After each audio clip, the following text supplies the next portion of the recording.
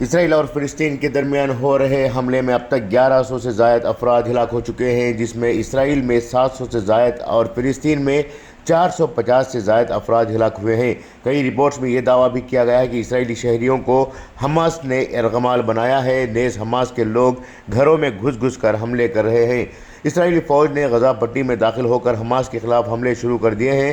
اس سرکاری جنگ کے درمیان ایران نے اقوام متحدہ میں اسرائیل کے الزامات کو مسترد کرتے ہوئے کہا کہ ہم یقینی طور پر فلسطین کے ساتھ کھڑے ہیں، لیکن اس کارروائی میں ہمارا کوئی عمل دخل نہیں ہے۔ یہ فلسطین کا مسئلہ ہے اور یہ فلسطین کا فیصلہ ہے۔ اسرائیلی حکومت نے اپنے 1 لاکھ ریزرو فوجیوں کو واپس بلانے کا فیصلہ کیا ہے۔ امریکہ نے اسرائیل کو ہر ممکن فوجی مدد کی یقین دہانی کرائی ہے۔ وہیں دوسری جانب روس نے بھی کہا ہے کہ وہ فلسطین کو اسی طرح کی مدد دینے کے لیے تیار ہے جس طرح سے امریکہ اسرائیل کو مدد دے رہا ہے۔ حماس نے اسرائیل پر بڑی تعداد میں راکٹ داغے۔ حماس کے اس حملے میں 700 سے زیادہ اسرائیلی شہری ہلاک ہوئے ہیں، وہاں ہزاروں لوگ زخمی ہیں۔ حماس کے اس حملے کا اسرائیلی فوج بھی جواب دے رہی ہے۔ اب تک 450 سے زائد فلسطینی شہید ہو چکے ہیں۔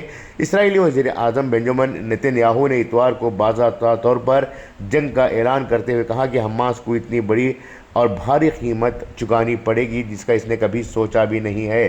امریکہ نے اسرائیل کو ہر ممکن مدد کی یقین دہانی کرائی ہے، تاہم حماس نے امریکہ کے اس فیصلے کی مخالفت کی ہے۔ فلسطینی تنظیم حماس کی جانب سے اسرائیل پر حملے کے بعد دونوں ممالک کے درمیان باضابطہ جنگ کا اعلان کر دیا گیا۔ حماس نے ہفتے کی صبح اسرائیل پر حملے شروع کر دیے۔ اس بڑے حملے میں اب تک 1100 سے زیادہ افراد ہلاک ہو چکے ہیں۔ اسرائیل میں 700 سے زائد اور فلسطین میں 450 سے زائد افراد ہلاک ہوئے ہیں۔ کئی رپورٹس میں یہ بھی کہا جا رہا ہے کہ اسرائیلی شہریوں کو حماس نے یرغمال بنایا ہے۔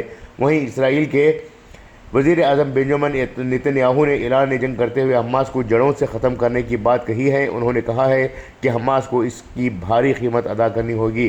انہوں نے فلسطین کے خلاف جاری آپریشن کو آپریشن تلوار یعنی آپریشن سورڈ کا نام دیا ہے۔ ساتھ ہی حماس نے دیگر اسلامی ممالک اور تنظیموں سے کہا ہے کہ وہ اس جنگ میں ان کا ساتھ دیں۔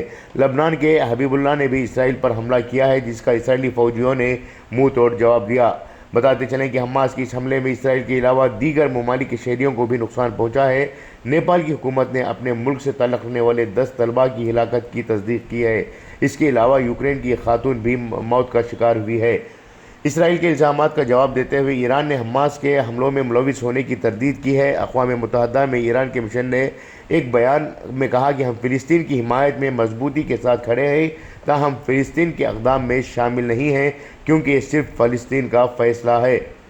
اقوام متحدہ کا کہنا ہے کہ اسرائیل پر حماس کے حملے کے بعد اسرائیلی فورسز اور حماس کے درمیان لڑائی کے نتیجے میں غزہ کے بے گھر ہونے والوں کی تعداد 1,23,000 سے تجاوز کر گئی ہے۔ ٹائمز آف اسرائیل کے مطابق اسرائیلی ڈیفنس فورسز کے اعلیٰ ترجمان نے کہا ہے کہ غزہ پٹی کی سرحد کے قریب جنوبی اسرائیل میں 6 مقامات پر فوج اور حماس کے درمیان ابھی تک جھڑپیں جاری ہیں۔ وہیں دوسری جانب اسرائیل کے وزیر دفاع نے غزہ کی پٹی کے مکمل محاصرے کا اعلان کیا ہے، جس کے تحت وہاں کھانے، ایندھن، بجلی اور پانی کی سپلائی پوری طرح سے روکی گئی ہے۔ پیر کی دوپہر تک اسرائیلی فوج نے غزہ میں فضائی حملے بڑھا دیے ہیں۔ اس کا کہنا تھا کہ اتوار کی شب حماس کے 500 سے زیادہ اہداف کو نشانہ بنایا گیا ہے۔ بیورو رپورٹ، انقلاب نیوز، نئی دہلی۔